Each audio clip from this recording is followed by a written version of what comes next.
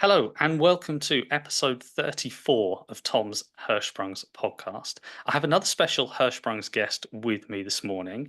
I have Lauren Wood with me. She's going to talk about her Hirschsprung's diagnosis. We're going to have a lovely chat about dogs as well coming up. Welcome, Lauren, to the podcast. Hiya, thank you for having me. No, thank you so much. Thank you so much for coming on. As I often say, it is tricky to find people with Hirschsprungs, with it being such a rare condition, and even trickier to find people in England with, oh, sorry, in Belfast, I guess. We're close enough. Um, close enough. To find people with Hirschsprung. So thank you so much for coming on. Now, as we spoke about a little bit beforehand, we are going to talk about your Hirschsprung's diagnosis and how you really want to raise awareness for invisible disabilities and illnesses, which I think is fantastic because it's something that's still not hugely talked about really. And I know that you do a lot of advocacy work on your Instagram timeline. But if you'd like to just kick us off really with we'll start from the beginning. So obviously Hirschsprung's being diagnosed um, very early on, like most people really within. So how soon were you diagnosed with Hirschsprung's? For me personally, I wasn't diagnosed. I was diagnosed quite late. Yeah, Oh, right. and diagnosed until I was about 19 or 20 years old. Oh, Yeah, I misread that yeah, then. My yeah. fault. I don't know if I did it incorrectly. I thought it was very hard to write in, and I was trying to read it. No, basically, originally they thought I had Crohn's disease, which is something they're actually thinking I have now. So I'm waiting for diagnosis of that pretty much. Um, Basically, I had like a colonoscopy done while I was in hospital basically, and it started with sort of like symptoms of excessive bloating, not being able to open my bowels, excruciating pain. I was just in and out of hospital constantly. And I was waiting to have the colonoscopy done as an inpatient, which kept getting cancelled basically. And then I decided, regrettably, to discharge myself and have it done as an outpatient. And when I went to have it done, they basically said that there was nothing they could see that was causing the symptoms, but they were so sure that it was Crohn's disease before that. And said there's not much else we can do, and sort of palmed it off as constipation. And I wasn't happy with that because, first of all, they obviously thought it was Crohn's disease and they were so sure. So I eventually got a referral to St Mark's Hospital, it's like a specialist hospital in London. And at this stage, like my bowel was so compacted, it was like on the brink of sort of, I don't even know, like exploding or like bursting, You're whatever you. perforating, yeah. Yeah, that's the right term, perforating. And they did some tests there that showed that I had Hirschsprung's disease. And within, I think it was about a year, I was going into stoma surgery to have my stoma fitted. And they thought that that would be the best bet to help me out my symptoms at that time, basically. But yeah. Yeah, no, that's sort of not necessarily the classic diagnosis then. So No. someone and that is very rare. I mean, it's rare to have a rare condition, but also rare to be diagnosed. And my apologies, I think I misread your form, so sorry about that. Sorry. But very rare to be diagnosed with Hirschsprung's. So sort of later in life, I guess, at 19, 20 years old. So I guess growing up, you must have had, I don't know, I must have had sort of symptoms of Hirschsprung's growing up. Would that be right? Or did Yeah. this sort of come on later? When I was sort of like born, I had a lot of problems with like not keeping my food down. I would projectile vomit a lot, um, and sort of like not opening my bowels. But they weren't really. There was nothing like as such flagged up that was serious for me to be like in hospital. And then sort of when I got to sort of the age of when I can remember as such, like 6, I think I was, and I had this really bad pain. And I went into hospital and they were actually going to remove my appendix at that time. And I got so frightened. I turned around and said my pain had gone. and it Oh, hadn't. wow. Yeah, so then it's Okay. sort of like I came out of hospital after that, and things sort of like were up and down. I'd have like flare ups as such. It was a way of putting it, like where I'd have like be in pain and not being able to open my bowels.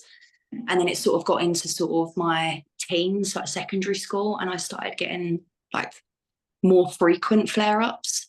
And then my bowels just wouldn't open at all. And it was the maximum I've gone is 5 months with no bowel movement. Good Lord. Wow. So yeah, I would look so bloated. It was like it almost looked like I was 6 months pregnant at times. Horrendous. Um, Dear me. yeah, I had a lot of different symptoms like that, and it just kept getting palmed off as, oh, you've just got constipation. Just take some laxatives and that'll sort it. And they presumably didn't do the trick.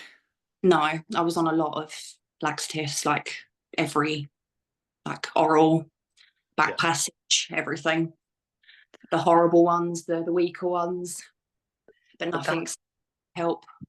you can see slightly how they would diagnose as Crohn's, because if it was just sort of, because Crohn's, and again the research I've done and the people that I've talked to do have flare ups occasionally, and they go, right, they'll have a flare up, then it will go back down, then flare up, then go back down.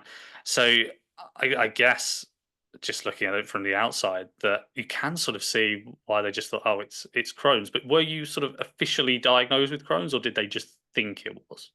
Basically, I got rushed in again. I had appendicitis and I had my appendix out when I was 20.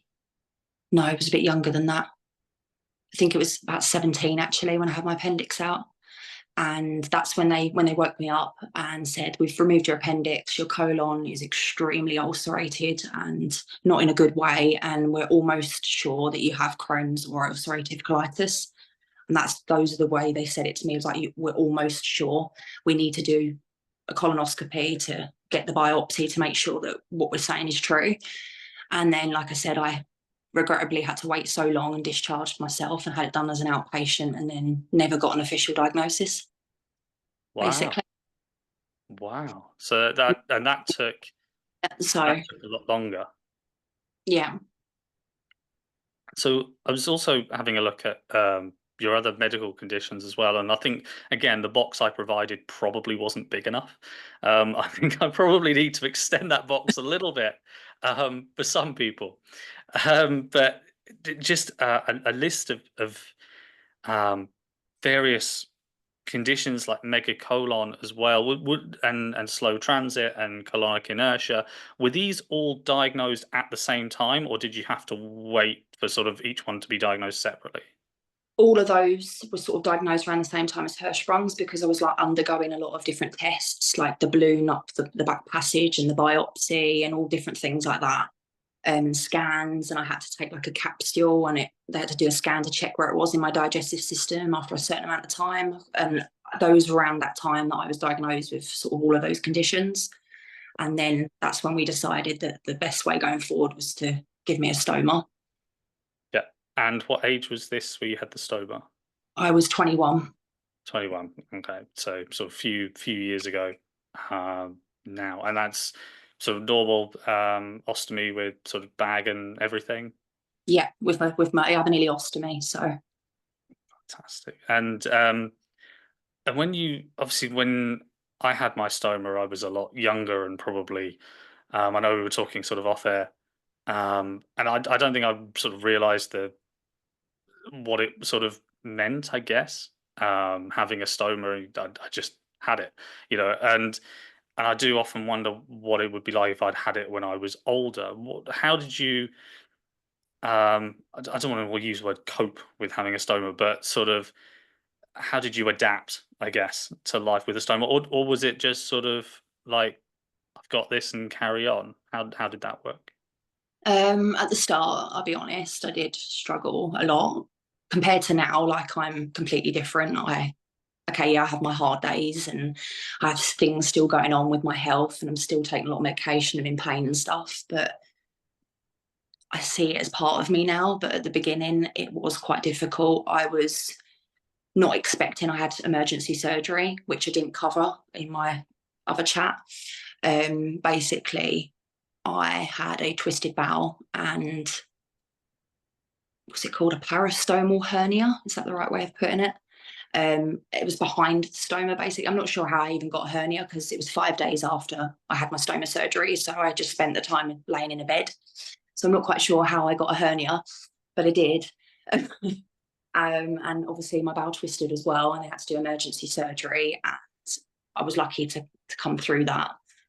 So like that hindered my recovery a lot. And coping with the bag, I'd almost just got used to looking at it, and then I was being rushed back in and having it like refashioned slightly, and because of all the problems I had, and I had to like start all over again, and mentally it was quite tough. I couldn't empty it, I couldn't even look at it, I couldn't leave the house, I couldn't, there was a lot of things I couldn't do at the start.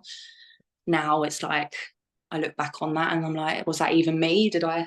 Have I come that far? I can leave the house, I can empty it myself, I can look at it. It's like I couldn't even let somebody else clean it or touch it now because it would be a bit funny. Back then it was most like the opposite. Yeah. No, fantastic, and well done you for that, because that is it's something I see quite often with people who have new stomas, and it's that possible social anxiety, and sort of getting over um that initial fear, and that can take a while, and it's different for everybody.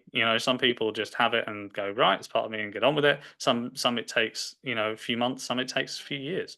Yeah. It's but but really well done you for that. Because I've seen obviously a lot of your Instagram stuff, and having that stoma is tough, and especially early on, because it's something completely new to get used to, that Yeah. it's part of your It's like body. as well that I was sort of like 21, you sort of want to go out with your friends, you want to have fun. And I spent a lot of it quite unwell and trying to survive almost. So, but I got through it, and that's what matters. Yeah, exactly, and I think that's a great inspiration, for anybody who's either prepping for stoma surgery, or has just had stoma surgery, or might have even had it for a few years and still feels a little bit sort of uncomfortable for it. And I think the more awareness that's raised, for people like you and your Instagram account, um, I think for the better. And just on Instagram, I guess, because you do share a lot of medical info on there. What made you think, sort of, right, I really want to share my story? Um, I think at the start, when I first got my stoma, I wasn't on socials really. I didn't openly speak about it, and I didn't really know anyone, and I didn't sort of speak to anyone for support really. I felt quite alone. And when I sort of started going into the world of Instagram and suddenly seeing sort of like young people with stomas living life, going on holiday, spending time with friends, whatever it is what they were doing, it made me sort of want to join in on that and tell my journey, and maybe telling my journey might help someone else. That's fantastic. That's brilliant. And how old were you when you started that, sort of Instagram account? Um, I think I started it during COVID, Okay. actually. Yeah, so it wasn't like, it's quite a while into my journey. I have in my bag, what, 10 years now. So it was Wow. quite to it before I did. But the fact that I've done it is I'm speaking to other people all the time. Every day I speak to people and I help other people, and I enjoy doing that. That's fantastic. No, that's brilliant, because that's another reason why I really wanted to talk to you, because I think we come from that similar outlook, in terms of, we want to, we're not here to give medical advice. We're not we're not doctors. No. Uh, I'm certainly not bright enough to be a doctor. Um, so we're not doctors. But at the same time, if we can share our stories, then more better. And you're a lot braver than I am, because you shared your story in your early 20s. It took me till I was 31 to Wow. to only set this up last year. So it took me, yeah, a long time for me to actually think, I can probably feel comfortable in sharing my story now. So yes, kudos to you, because you're a lot braver than I am at 21. Um, but I'd love to sort of switch tack slightly, if I may. And we were talking about at the start that you do have quite a few, hobbies, interests, and one of the main parts of this podcast, or one of the main themes or features, is that I want people to know that even though they have Hirschsprungs in our case, or in Yeah. another chronic illness when I interview other people, that it shouldn't necessarily stop you from doing, things that you want to do. Yes, that I'm not going to sort of gloss over some of the facts that sometimes times are difficult, and health wise some things are tricky, but there are so many people out there like you who do so many great things and do so many wonderful hobbies that your Hirschsprung doesn't stop you doing. And one of our sort of shared passions, I guess, is dogs. Mhm. Um, would you like to talk a little about let me get this right as well. A Snorky. Have I got that Yeah, right? yeah. Lovely. I've pronounced it correctly. Would you like to tell me a little bit about your Snorky? Well, she's a mini Schnauzer and a Yorkie mixed together. She's 11. Basically, long story, she's technically not mine. She's mum-in-law's, but she now stays with us more because of the fact that my mum-in-law's not well. So I look after her. She's like my best friend. I absolutely adore her. Literally, like I spend all my time with with the dog. But yeah, Fantastic. I love her to bits. Oh, brilliant. Do you have any sort of traits or features which make her interesting? She when she wants like belly rubs, she'll do this weird, like it's hard to explain. She like puts her bum up in the air and sort of like moves it around, falls on her back with her legs in the air, like as if to say, like, come on, belly rubs. Yeah, yeah, come on, get on with it. Yeah, she Oh, loves bless her. the ball as well. She likes playing with her balls. So, Uh, yeah, nice. I didn't realise what. Yeah. Do we mean tennis balls there? Do we mean Yeah, tennis ball? We there's did balls. good, good. Just so we're clear, and I don't get off conned. We're clear. Um, no, exactly the same with my dog. Actually, she loves a tennis ball. Absolutely loves a tennis ball. Um, so you said your Snorky's 11. Um, Still very energetic at 11. Yeah, she is. She is. She has got a problem with her spine. I don't exactly know what it's called, but she has like a spinal condition. So she'll, when she's running around, she'll run around on three legs. Okay. Yeah, it seems to work for her at the moment, but I don't know whether when she gets a little bit older, whether it will start becoming a hindrance. But she seems full of beans running around. Fantastic. Oh, that's really good to hear. And your other passions as well, dancing and music. How sort of beneficial have they been in sort of coping post surgery? Music was a big thing for me. I wouldn't say dancing post surgery because it took a while for me to Oh yeah. obviously Yeah. physically be able to. Um, but when it comes to music, it's almost like saved me. There was a particular song that I listened to when I had my stoma surgery and I was home and I was discharged. And I used to listen to it repeatedly. It used to help me get to sleep. It used to help me just like think and feel clear and calm. It was a song by Miley Cyrus, actually, called Adore You. Nothing in particular that she says that was related to what I was enduring, but it was just that particular song. I don't know, it just had something that made me feel calm at that moment when I was recovering. So But I nothing, love nothing in that. particular with lyrics or tune or anything, but just Not really. If I thinking back to the song, maybe if you think about it, it might have been deep down thinking about myself, like learning to love myself. I don't know. yeah. That's interesting because I can't think of the song off the top of my head at all. So I'm not. I play.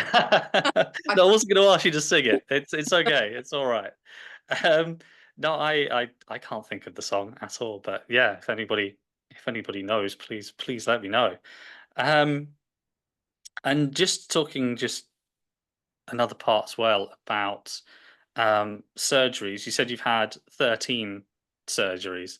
Mhm. Um, it's an unlucky number to have Yeah, surgeries on. Did you not get the feeling to think, "Oh, I'll just have one more, get off 13," you My know? third year, actually, it was in February, so it's typical that it was like recently that it made it 13. But But not thinking of going for a 14th just to get off that 13 number? hope not. No, that's good to see. Um, and you also pointed out as well that the ostomy that you were given, saved your life as well. Do you want to expand a little bit more on that? It was more of the fact that like my bowel was so compacted and so like not functioning basically, that I genuinely don't think I would have lasted much longer with not having the surgery to intervene and give me better quality of life. Okay, yes, like I said, I am still in pain and I have to take a lot of medication, but the fact that I'm living and my bag, okay, yes, I still suffer with like blockages and stuff, but my bowels are opening a lot more than what they did before my stoma. So for that, I'm thankful for being able to carry on living pretty much. Yeah. No, that's fantastic. And I'm really glad that's happened for you as well. And just as we sort of go towards the end, in terms of future for you, again, feel free to share as much or as little as you like. Um, but in terms of future for you, health wise, what do you think that sort of looks like? Have you been given any idea? For me at the moment, where I'm dealing with quite a lot of symptoms on a daily basis and I'm waiting for like an urgent colonoscopy and they're saying that it might be Crohn's again. Obviously at the minute I'm feeling a bit anxious about sort of like what's coming, but if I'm able to get that diagnosis of Crohn's, which I genuinely think I've had this whole time, then maybe my quality of life, I might be able to come off morphine and be pain free. That's like my goal. I'm trying to think of that. And obviously, I want to be a mum as well, and I'm trying to like go down that route. So I'm hoping that by pushing them to help me out with these symptoms and getting this done, that my future will be a bit more bright. Fantastic. And in terms of sort of hobbies wise, and your Instagram account, what would you like that to look like in the future? Obviously, we all like to have more followers on there so that more people seeing what you're doing, because it's sometimes you're doing it and you're like, is this a waste of time? This is not reaching enough people. But if it reaches 1, 10 people, that's enough. That's enough people for me to know that what I'm doing is good enough. But obviously I'd love to see myself on a billboard with my stoma out. That's a dream for me. Um, yeah, I'd like to meet people in person. I've not actually met any ostomates in person yet. And yeah, in 10 years I haven't. So I'd like to push myself to go and meet people, put like face to face. Yeah. No, I think that's fantastic, and I think I echo that as well because I know I've said this a couple of times before in other episodes, but I never knew anyone with Hirschsprungs growing up. I mean, I did teach somebody with Hirschsprungs, so I was a teacher for a decade. So I did teach one person, but that was the only person I ever knew. So thankful to Instagram for people like you, for everyone Uh-huh. who's come to this podcast, um, who has Hirschsprungs, because I've learned so much just about the condition that I never knew. Yeah. Is it a similar thing for you? Have you learned quite a lot from sort of not meeting other people, but kind of online meeting? Guess. It's hard because like you said, there's not that many people with Hirschsprung online. It's like a couple of people I know, not even, I'd say a handful. I'm not even going to say two handfuls of people.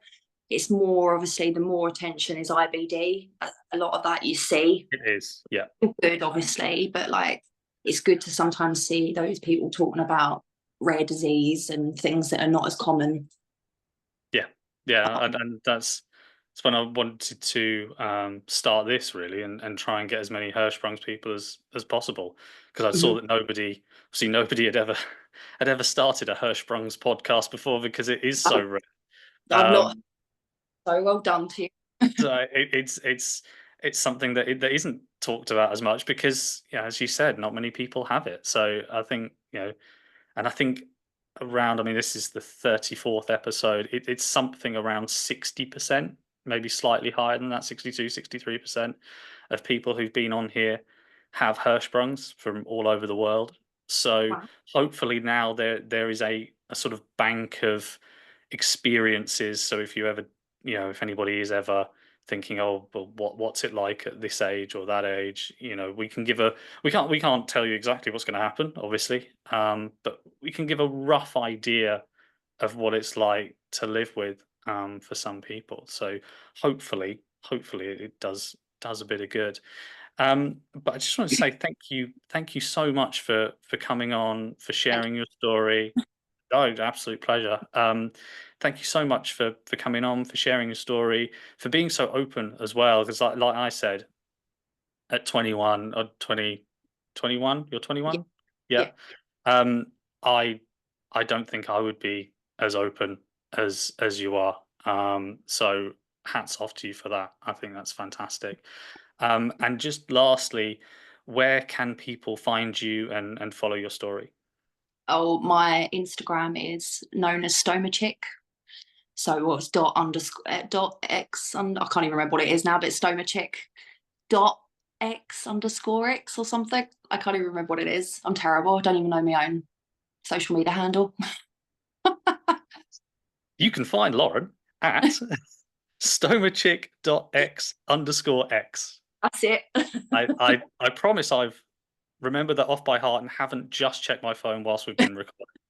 Um, but that's where you can find Laura. You can find up to date with stories, how she get on, etc. So again, from me, thank you so much for coming on, and I wish you all the luck with health, stoma, Hirschsprungs, and everything in the future. Thank you so much. Thanks so much.